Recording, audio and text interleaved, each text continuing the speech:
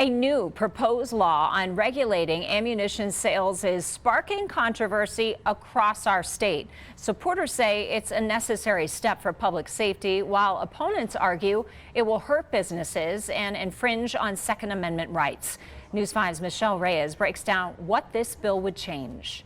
Right now, people have to be 21 years old to buy guns, but only 18 years old to buy ammunition. This bill that now has passed the House would raise the minimum age to buy ammunition in Colorado to 21 years old.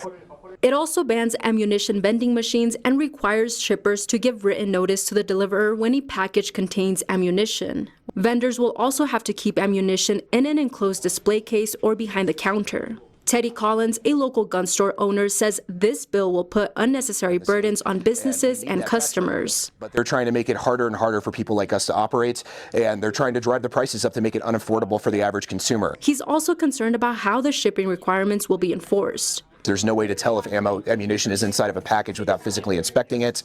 I think there's a lot of loopholes. But supporters of the bill, including Majority Leader Monica Duran, says it's a necessary measure to improve public safety. Obviously, they feel it's a violation or infringes on Second Amendment rights. And for me, as a gun owner myself and having a concealed carry permit, I look at things that make sense. Duran says the bill does include exemptions for military members and veterans. The exemptions also include people with hunter safety certificates, those who have protection orders, or people at shooting ranges. I really felt like I brought everyone to the table. Even at the end of the day, they weren't going to support the bill, right? Because it's a gun bill.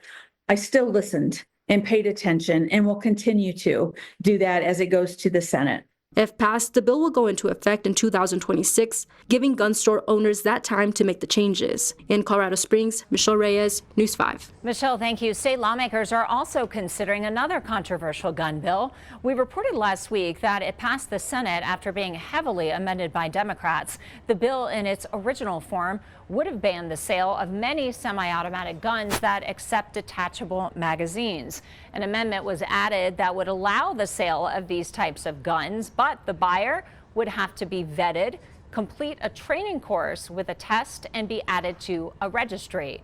This bill would not impact anyone who already owns these types of guns.